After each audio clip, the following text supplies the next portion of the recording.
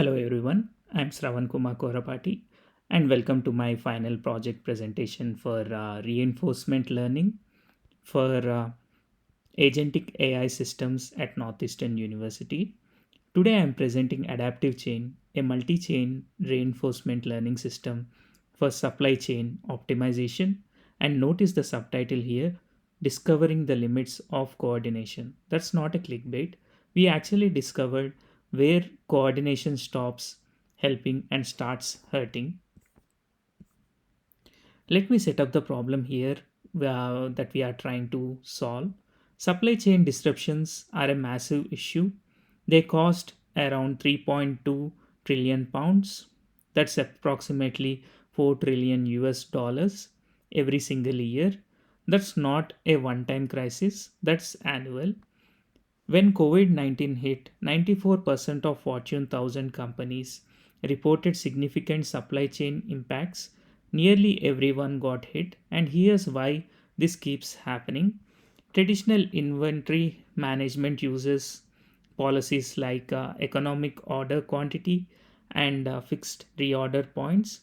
These are mathematically optimized for stable conditions, but they are static. They can't adapt when a supplier gets delayed, when demand suddenly spikes, or when a warehouse loses capacity. So we proposed a three things to test. So the first one is through reinforcement learning agents, develop adaptive policies that learn from experience. Second, can multiple agents coordinate sharing information and transferring inventory to optimize the whole system? Third, we rigorously tested eight distinct approaches across five different supply chain scenarios. What we discovered challenged our assumption. Let me show you that in future slides.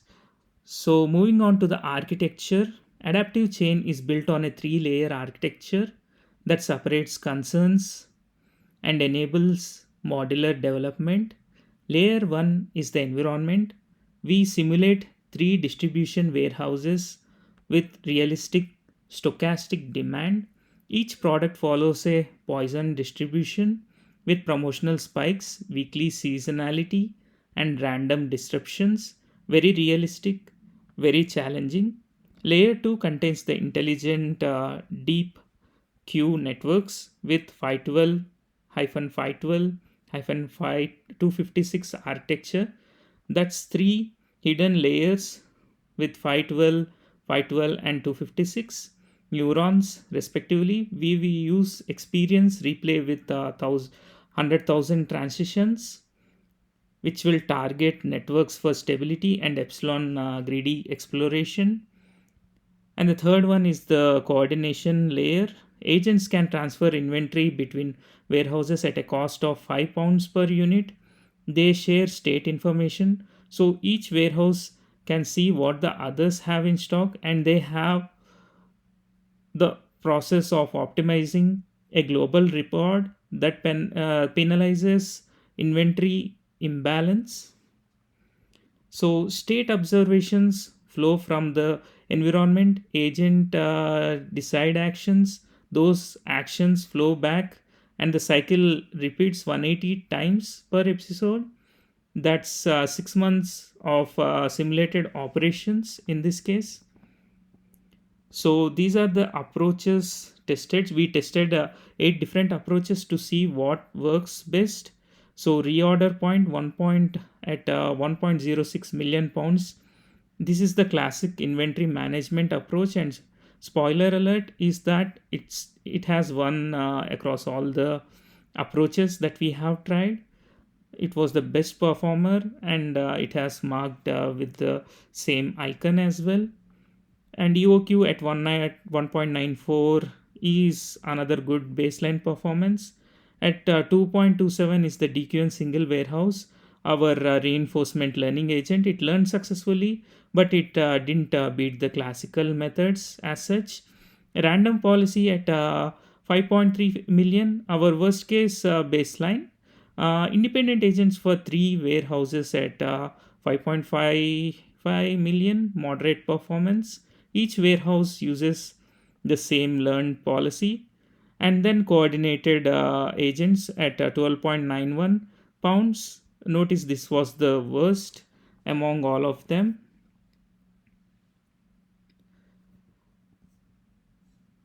So I have created a Streamlit dashboard.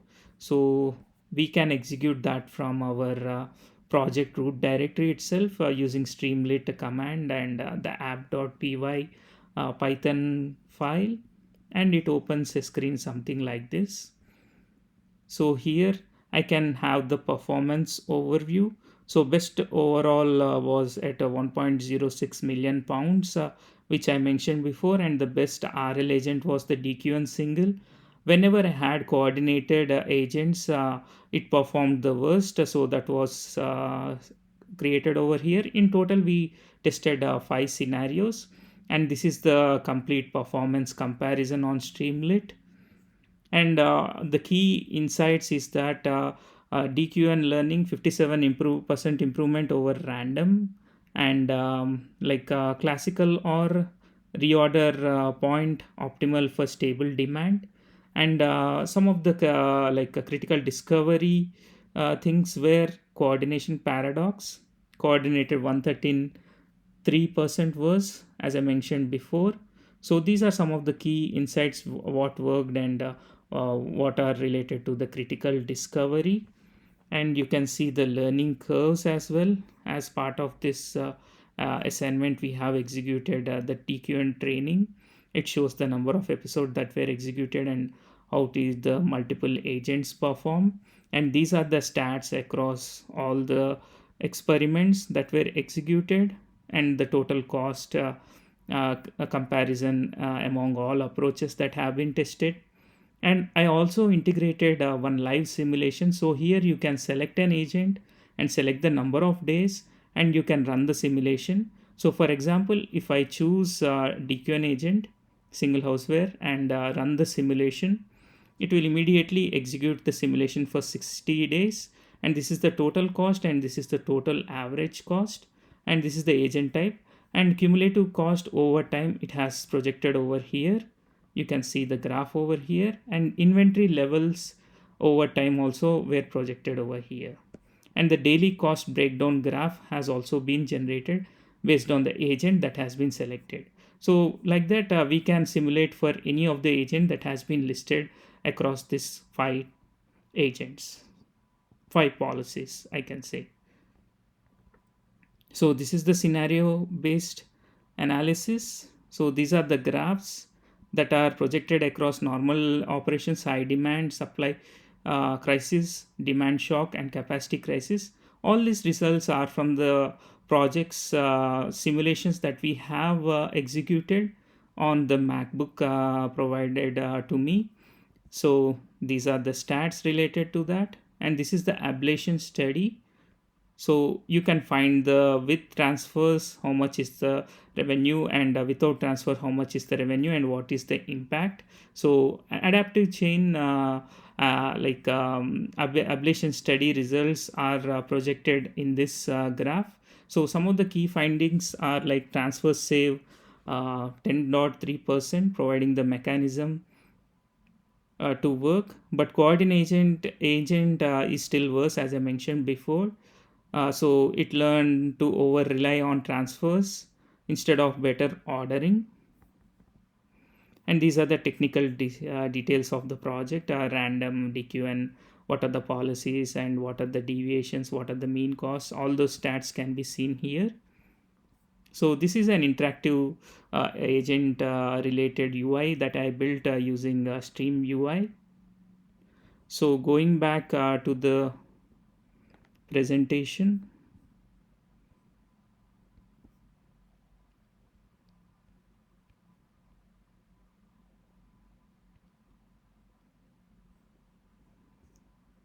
So as I mentioned before, performance comparison a stark reality has been provided, saying that a coordinated policy was performing worse than the random agent that I mentioned before. So those graphs can be seen over here.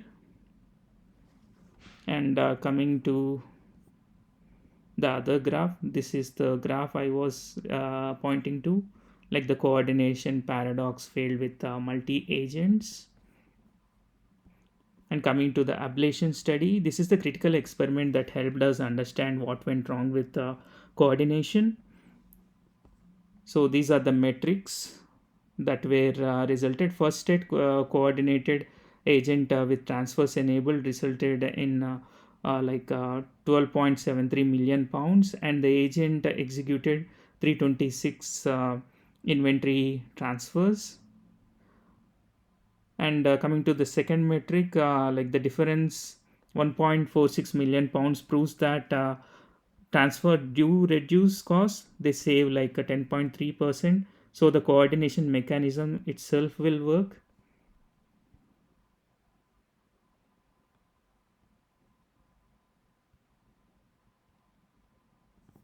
And these are the learning curves that are there as part of our project, the DQN convergence and the coordinated convergence.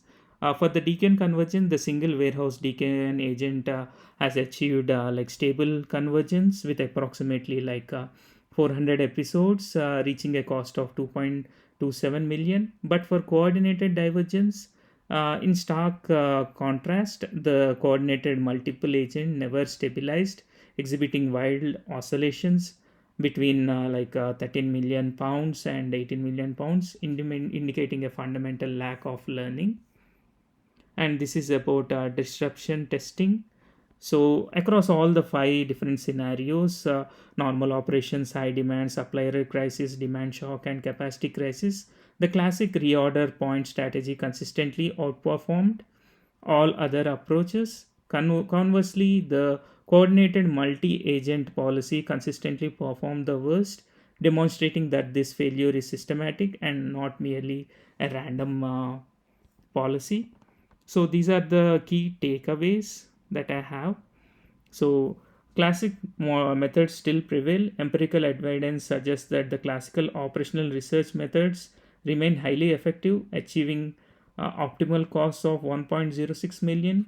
And reinforcement learning agents can learn adaptive policies but did not reach global optimality in this context. They perform 57% better than random, but 114% worse than the optimal classical approach.